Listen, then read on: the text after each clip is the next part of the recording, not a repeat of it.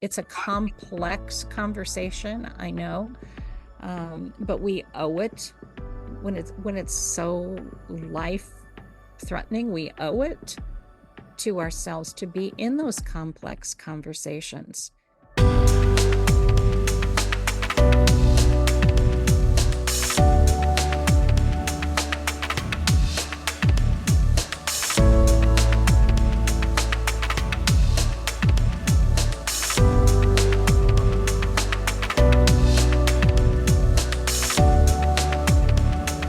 Welcome to Facing Future. Today I'm joined by Leah Rampy, author of the book Earth and Soul, which gives witness to the unraveling fabric of our planet while recognizing that the interconnectedness of all life calls us to collaborate and innovate. We stand at the edge of chaos. The infrastructure and the living systems on which we depend are collapsing. The dominant culture's way of life has taken us to this point, and change is upon us. A great transition is underway. While the challenges of our time are overwhelming, can we face them with courage and compassion? So how do you see our way through these, as you call them, edge times? Yeah. Yeah, I'm not sure it's through them. That, sounds like when I hear that word, it sounds like if we could just hang on a little bit, maybe this too will pass. Yeah. So I'm thinking that we are within them, surrounded by edge times. And it really was why I wrote the book, because I was trying to grapple with that myself. When we look squarely in the face of the climate chaos that we are facing and that will continue to accelerate, when we look at the biodiversity and ecosystem losses, my question was, how then shall we live? Knowing that this will be with us for our lifetimes and in future lifetimes, then what am I called to do? How am I called to be? And so that was the question that I was struggling with. I had led so many retreats and I had talked about climate change and biodiversity loss. And of course, the question people want to know is, what do I do? I do think we are called to save what we can save. And we are called to be in a relationship with this world around us in ways that we have not been in our Western culture for a number of generations.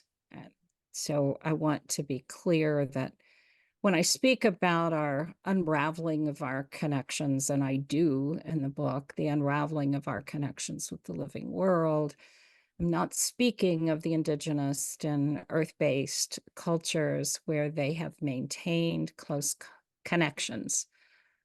We have not, and we don't hold that as being important. I am holding it as being both a lifeline for us and a way forward where we can live with greater compassion and connection in these crazy times. Well, the case has been argued that we have lost our connection with nature totally, as we see it as something that we can extract. It's just a dollarable thing that we can use up and take the land and habitat, and that we have very little understanding of the other beings on our planet. We eat them, we we destroy them, we kill off the wildlife. 70% of it is gone. We kill the insects with our agriculture. Our whole process has been one of disregard and destruction for our living systems around us. And when you begin to reconnect with them, you see how incredibly beautiful, life's life has woven such a wonderful tapestry, and it's we've been ripping it apart. But many people are aware of this, and we come together with ecosystem restoration and all the kinds of ways of facing the future, which is not a problem we can anymore solve. Right. Well, I think it's right that we have forgotten what our connections are, or we have intentionally avoided looking at them because it might mean that we would have to change our way of life if we really open to seeing us as part and parcel of the living world. I'm going to argue that we can't ever fully disconnect ourselves. I mean, we are breathing air. We are drinking. I'm drinking the Potomac River. You know, we're eating the plants and they are becoming our cells. The microbiome in, that inhabits us and we inhabit. I don't even know how to describe that more and more as that comes to the fore. We see that there's this whole amazing ecosystem that we are walking around as a, uh, inextricable part of. So, Mhm. certainly we've forgotten, and we have othered Earth, and othering Earth has allowed us to other the peoples who are close to Earth, those who live and try to defend um, this wonderful, beautiful world. It's easier to other for our greed and our comfort. I do think part of the challenge we have as well is when we start becoming more connected intentionally to the living world, it's pretty heartbreaking. It's pretty Yes. heartbreaking to see what we've done. So I empathize with people who kind of want to connect, they want to protect themselves. And so they seek cover and ignoring, but there's no connections in that, dulling our senses to the beauty and the wonder of the world um, leaves us with nothing when it comes to relationships. And I think we're wired for relationships. You know, we, Yeah. our belief that we are independent is really a myth. So, Yeah, that our species is at the top of the game and all other right. species are, below us, Oh, which exactly. comes through our Christian, craziness of, have dominion over the earth and this sort of thing Right. is a very sad relationship to the earth. As a child, I grew up in Long Island and it was kind of wild place with lots and, swamps and it in the 50s, it changed so radically. I remember standing at the edge of where I used to go into my swamp and, birds, and it was suddenly gone. It was gone in a Mm. day. They came and bulldozed it Oh, all and built a wow. shopping center, Wow. and that was like I was maybe, I don't know how old, very young, shock of seeing that, that it's just gone. And what's coming? Shopping. Now we're gonna Right. shop, folks, never mind, just relishing the world around us. We're gonna put concrete down and we're gonna, create this kind of new paradigm, which has taken us in a very terrifying direction. There's more human stuff by weight on the world now than there is, the living world. Yes. Yes. And I think it's why loneliness is at epidemic proportions. When you have our Surgeon General talking about an epidemic of loneliness and the health consequences, and he's talking about us being lonely from other human beings.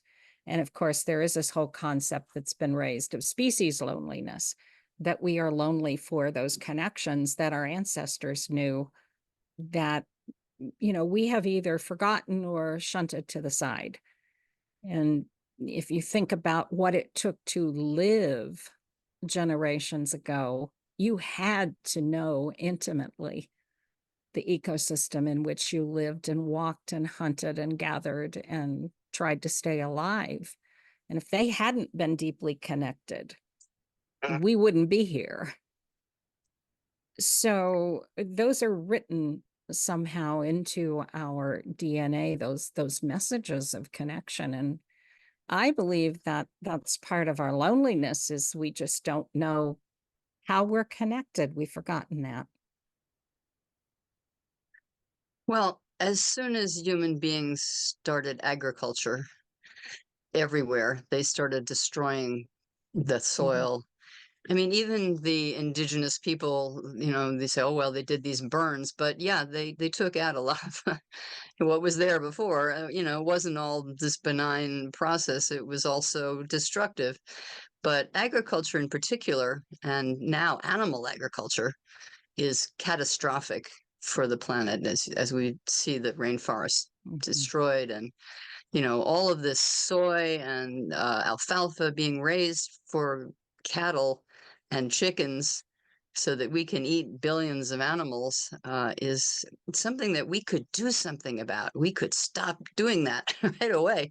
Right. Artificially inseminating cows and taking their young away from them is such a sad and horrifying process, and one that we could easily shift away from. Nobody has to eat meat except in certain cultures where they're dependent on certain animals. That's a different thing. But in our culture, this is one service that we could all do to the planet and to humanity, is to stop eating meat and to go to a plant-based diet.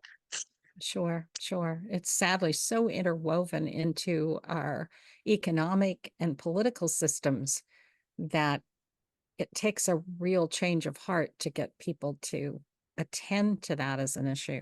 We're going to go through some dark times at this point, no matter what we do. We've It, already crossed, what is it, 5 out of 9 planetary boundaries, and yeah, tipping yeah, points are already been activated. The Arctic is furiously yeah, melting. Greenland is melting. right. Sea levels will rise. There will be greater storms. This is all baked in at this point, as far as most climate scientists will honestly tell you. So we can't hope to, solar panel and EV our way out of this.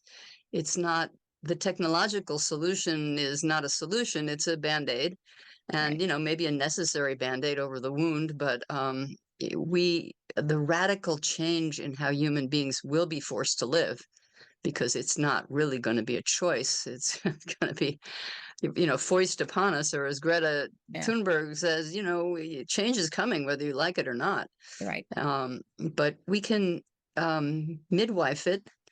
We can perform, we can hospice humanity if we need to, as Michael Dowd was always telling us. This is the time we're in, Hmm. and we have to think about it that way. Not everybody wants to go that far into the doom and of it, but it's a serious situation that people don't want to face.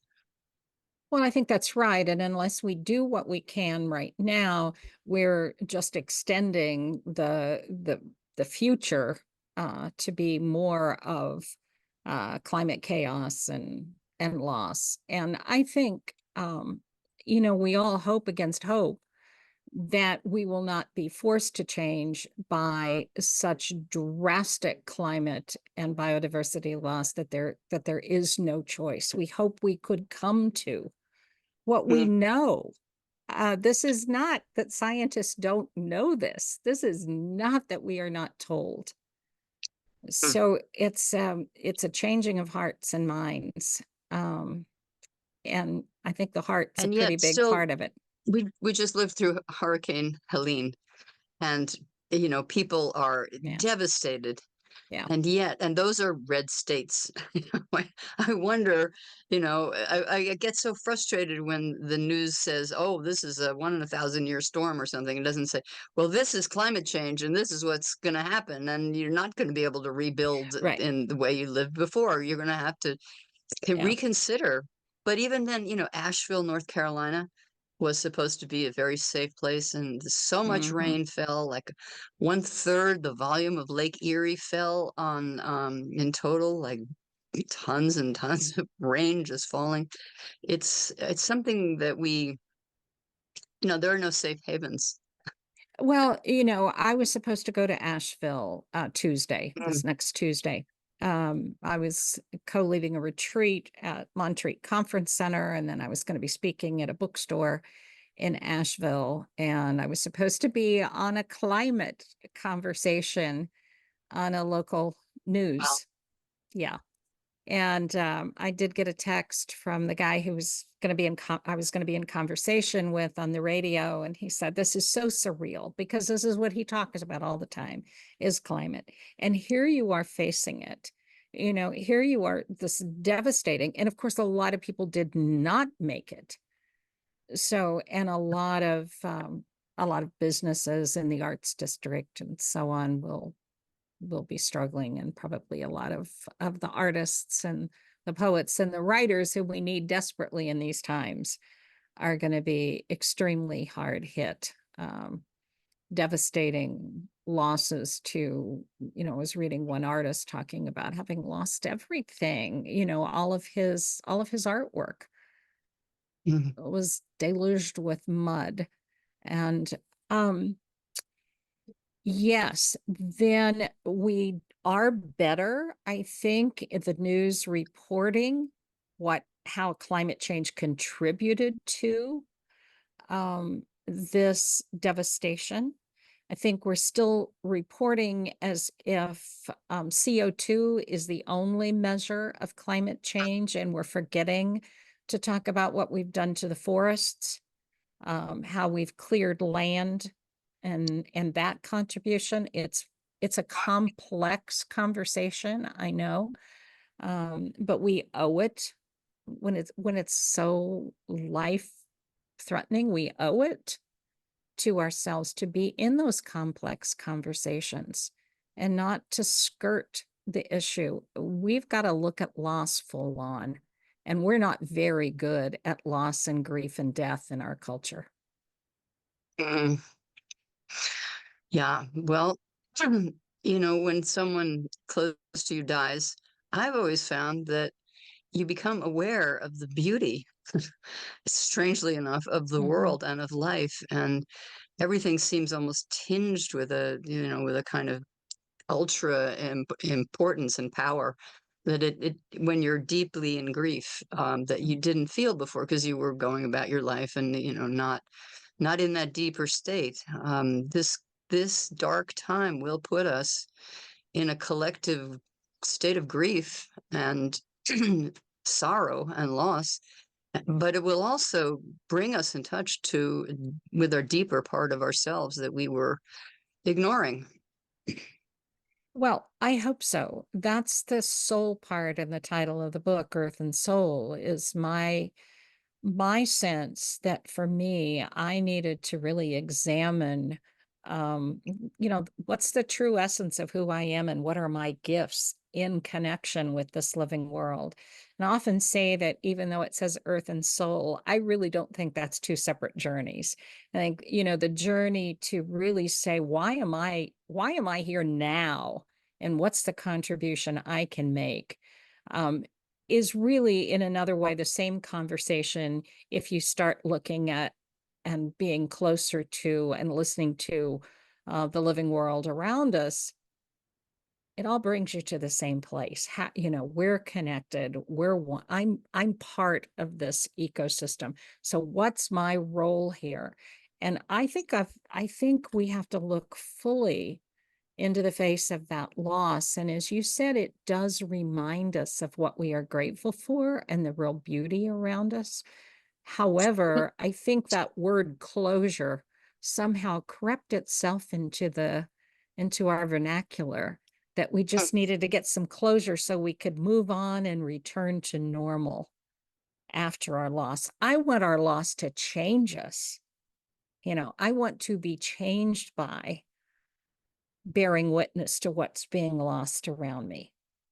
I want it to fortify me to remember what I care about and to keep working as best I can in the time I have towards One of the saving. things you One of the Yeah. things you talk about in your book is that an ecotone, a place where two ecosystems meet, the shore, water, and land. Mhm. And we are kind of in a ecotone of a kind of spiritual nature where, you know, our unconsciousness and our consumerism and our, you know, lack of awareness of other species are coming right into a meet, you know, a recognition of that change in consciousness. Yes, I think so, but it just can't happen fast enough, can it? This is the challenge. Ecotones can be creative places, as I understand them. They can really generate new ways of thinking. They can also be places where it's kind of uncertain if you're just coming out of the forest into this different place that's not quite pasture land or plains, or prairie. You're just coming out. It's kind of a tentative place. You can be very fearful to be there. So I think we have to shore each other up for this kind of journey. It's not one we should expect to do alone. That this is where our American, pull yourself up by your bootstraps, get yourself under control, um, go do it, work hard, put your head down. It doesn't serve us well. We need to be on this journey of grief and change and really transformation together. Well, we come out of this mistaken idea, which was a misreading of Darwin, that somehow the survival of the strongest and the best, and instead of the survival of those most fit to their Exactly. environment. You know, the ones who belong in the place, who adapt to the place and are with the place. That fitness is what we need to be focusing on. We need to understand how words have shifted our consciousness and how words can shift our consciousness going forward. We can, take responsibility for our actions. We can commit ourselves to change. We can dedicate ourselves to a new way of life. We can, put in our minds this kind of new spirit of courage and insistence that we're just not going to surrender to our worst selves and start, pulling out our guns and killing each other when the crisis comes, because that also may happen, as Yeah. food shortages will drive people to God knows what kind of extreme behavior. Also, immigration. We already see is this huge thing of the people not wanting those other people, and this kind of stuff. We don't see ourselves yet as one humanity, and that awareness is being foisted upon us. And hopefully can be received with, joy and compassion and re-examination of who we are and what it is to be a human being, Mm. rather than a citizen of a particular country. Yeah. Well said. I think, we are not served by those who pretend to be leaders who want to help us direct blame to a Mm. particular group of people. And it is that whole survival of the fittest, as my understanding, that came about by Spencer, not Darwin. Although I guess Darwin picked it up in edition 5 or something like that. Ah, But it was because Spencer believed that the poor were there because of some um, inability or ineptitude or lack of intelligence. And so you didn't reach out to help other beings. It was just the way it was, and they were not really worthy of survival. ah, Um, and that's a really painful thing to carry because it diminishes each of us to hold that. And the idea that we would ask ourselves, how can I be fit to this ecosystem in which I live, right? How can I step outside whatever the closest ecosystem is that's surrounding me in some way? How am I fit for this? Is such an important question. Not how am I better than and over and above everything mm, else. But it's not convenient. This question that you're raising here, how am I fit? It's not convenient for us because we will have to change. We'll have to change our actions. We will have to change how we're responding. We will have to change the paradigms that maybe we've grown up with. And that's work. It can happen, for sure it can. And sometimes it can happen very quickly when we finally get it. But most of us don't rush out to say, how can I be more fit than I am? We'd rather justify where we are, right? When We this think is of what going to a gym or something and getting more strong, that's right. That's right. as And that's opposed where, to, how can yeah, I be useful? yeah. And our leaders are Yeah. doing us a huge, huge, well, beyond disservice. I mean, it's, yeah, I don't think I have the words to describe it, but when we want to suggest that it's the fault of someone else who has already been facing climate chaos in their country. Well, leadership is a thing that I think, as you point out in your book, we all need to, in a way, assume we need to be compassionate leaders of a new kind of consciousness that's coming, has to come forward if we are to have any hope of surviving on this planet of ours. We have to have compassion for the world around us, to feel with the other creatures on the earth, and to bring ourselves to an understanding of our collective responsibility for our beautiful ecosystems and Mhm. earth. Well, Leah, it's been wonderful to talk with you. Is there anything else that you would like to add before we close? Mhm. Well, I feel like I just want to put an exclamation mark on what you just said, Dale. It was beautifully said. So I think it is so important that we live fully alive and deeply connected in the time that we have here. It's it's precious time, and I think the work that we are doing will not show up for generations. If we're doing the work that we can to save what we can save and to love deeply and listen to Earth, we're not going to expect that our lives will suddenly be able to transform the long lineage we have of disparaging Earth. I think we can hope for putting some stepping stones in place that might help others in the future uh, do the Mhm. work that needs to be done as well. Indeed. Yeah. Thank you so much, Leah. It's been Thank you, wonderful to Dale. talk with you. I appreciate it.